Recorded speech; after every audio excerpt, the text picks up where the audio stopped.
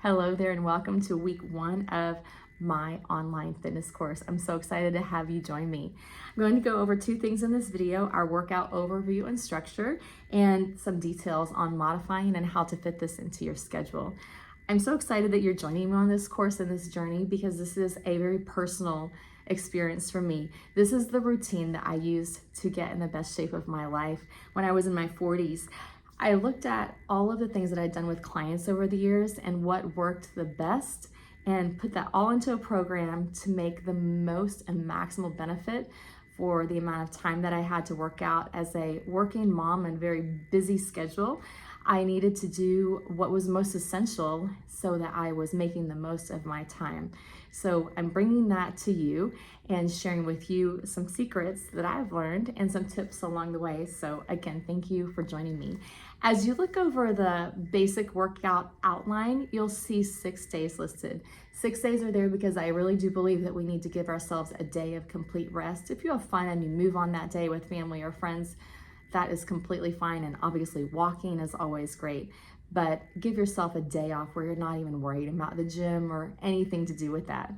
You'll see day 1, day 2, day 3, day 4, day 5, and day 6. You'll see essentials listed on each day if you have that workout printed out in front of you, that workout outline. And you'll see under essentials, your walk 7,000 to 10,000 steps. As you've seen online, I'm sure there are countless studies in showing what the benefits are for walking and movement. It's the most important thing to do. So it's essential that you walk those 7,000 to 10,000 steps or more, and it's something that I did. If you're a runner, that can obviously count towards your 7,000 or 10,000 steps, and that's great, but it's not necessary to run. Walking easily gets the job done. 5 to 10 minutes of mobility and stretching is also really important. Use stretches that you know that you've learned over your lifetime in fitness classes or with other trainers or offline or online. And as we go along, I'll share with you some of my favorites, but for now, just some general basic stretching and movement, some things to get yourself feeling limber and mobile are great. You'll also see then in the next line, resistance training. So as you look on the resistance training, you'll see a lower body day with glutes and hamstrings, an upper body day with chest, triceps, and shoulders, an optional lower body day of quads and calves, and then another resistance training day with whole body with legs, back, and biceps.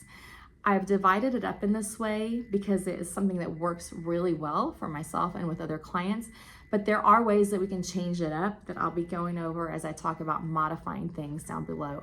It's really important to give your muscles rest. As we work them out, we're breaking those muscles down and tearing the fibers. And that's, as they recover, that's what helps them to grow strong. So it's important if you work out lower body really hard to give yourself 48 hours before you work out lower body again. And that's why this is structured the way that it is. You obviously can change up days according to your schedule. And again, we'll talk about that in just a few minutes. The fitness industry loves to complicate things. I'm doing my best to make this as simple as possible, but I don't want you to feel that it is a complicated thing to work out and get in shape. It's actually really simple. It's just we need to move more. So as we start to move more, we start to see results. What I really want to do here is give you the movements that will help you get the best results for your time. Don't feel like you have to do more than this. You actually don't.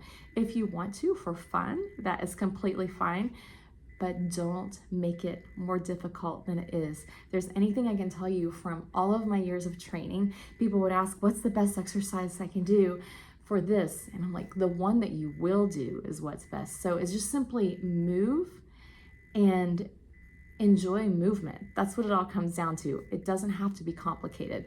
The exercises and routines that I'm sharing with you are really great and will make the optimal use of your time, but don't make it more complicated than it is. It really is this simple. So if this feels complicated, hopefully over these 12 weeks, it will feel like something that becomes more familiar to you in a language that you're speaking that feels more fluent and fits well for you. And that's my goal for you, is just that this is something that feels normal and easy and easy is relative. Easy to maybe not easy to do, but it's not complicated as far as putting it into your daily schedule. The details for this workout are really simple. First of all, modifying workouts, beginner to advanced. I want you to think of a foundation of a house and then trim on a house. So we have our foundation, and that's essential for this workout program. It's the things that you really must do for the best results and for optimal health and mobility. And then there are things that are like trim work on a house that are just fun, and they aren't necessary to get results, but they'll make your results a little prettier, and like that icing on a cake or cherry on top of a sundae. So your essentials are your walking 7,000 to 10,000 steps a day, your mobility training, and then resistance training, lower body, upper body, lower body, and whole body.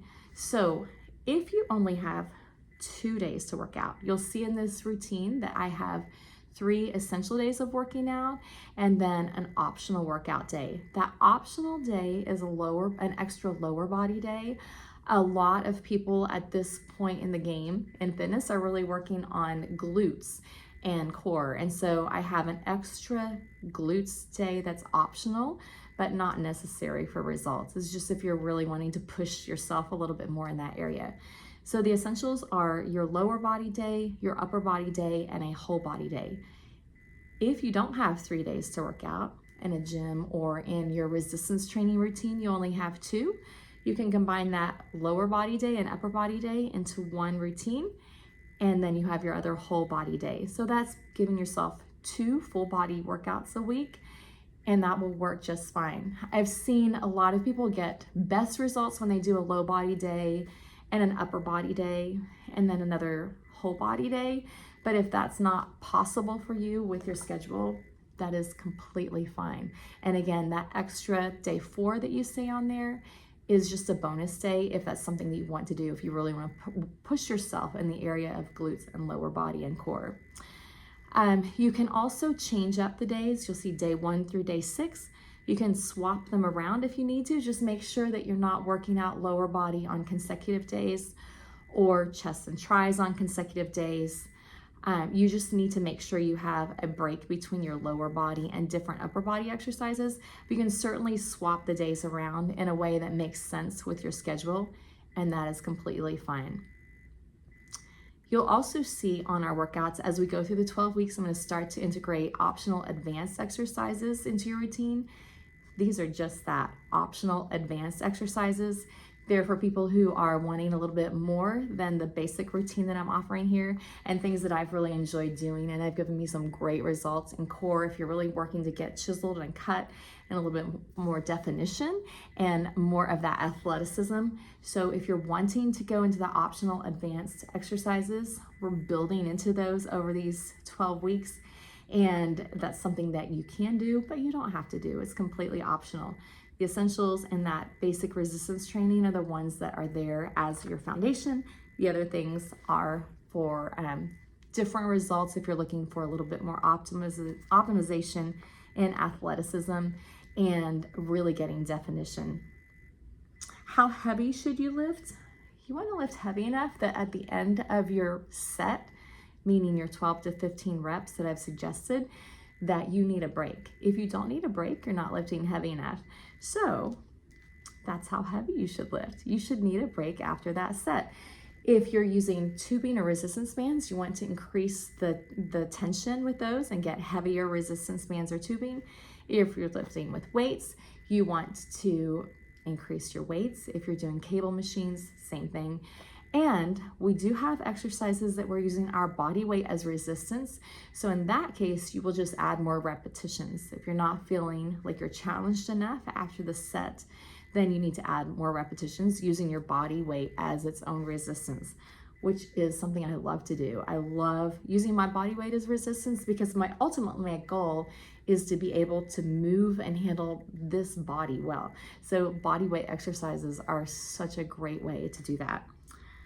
If you have limited equipment, that's completely fine. If you have any questions on any of these exercises that I am sharing with you, with limited equipment that you have at home, please message me anytime and I'm happy to share my resources with you. I also will be building a resource library as we go through this 12 weeks to share any modifications for exercises if you don't have equipment at home. What you do, or if you're on the road in a hotel and you don't have equipment readily available to you, what you do want to always have with you is a resistance band and your body weight. If you have an exercise mat, that's great. If you don't, a towel works as well.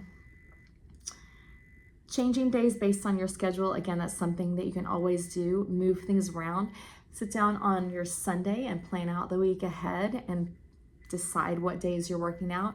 Life comes at us and sometimes things change, but go ahead and make that commitment to yourself at the beginning of the week and know what days you're working out. Have that in your plan. Put it in your calendar. Make that commitment to yourself. Give yourself grace for the days that it doesn't happen. It's completely okay. Every day is a new start. Get back on the wagon and start again. But make that plan and decide what days you're working out, and you will get better results when you give yourself that consistent planning and routine. If you have time constraints, what you're gonna do is the same workout, just less of it. So your 7,000 to 10,000 steps don't have to be consecutively. They can be throughout your day. You want to go on a 7,000 to 10,000 step walk, or if you're a runner and want to use your running towards your 7,000 to 10,000 steps, or you do far more than that amount of steps. That's awesome. It doesn't have to be done at one time. It can be done throughout the day. Your 5 to 10 minutes of mobility and stretching can be done throughout the day as well. Little bits here and there. Stretching, just make sure that you're moving and stretching throughout your day. That doesn't have to take up a lot of time. When it comes to your resistance training, if you only have 15 minutes, what you want to do is the exercises that I've shared and listed in your exercise routine and just do one set of them. You can get that done in 15 minutes. If you have more time than that, you'll go ahead and do 2 sets and that can take you 30 minutes. If you have your full 45 minutes to an hour to work out, you'll have time to do your 3 sets. And then as we go on through the 12 weeks, if you need to add a 4th set to create some more resistance for your body, if you're getting stronger and need to challenge yourself more, you can do that as well. But that's how you break it down. The best exercise and the best amount of repetitions is just what exercise you'll do and the repetitions that you'll do. Some is so much better than none. So never despise small beginnings. Never put down working out a small amount of time and say, I only have 15 minutes, so I'm not going to do it.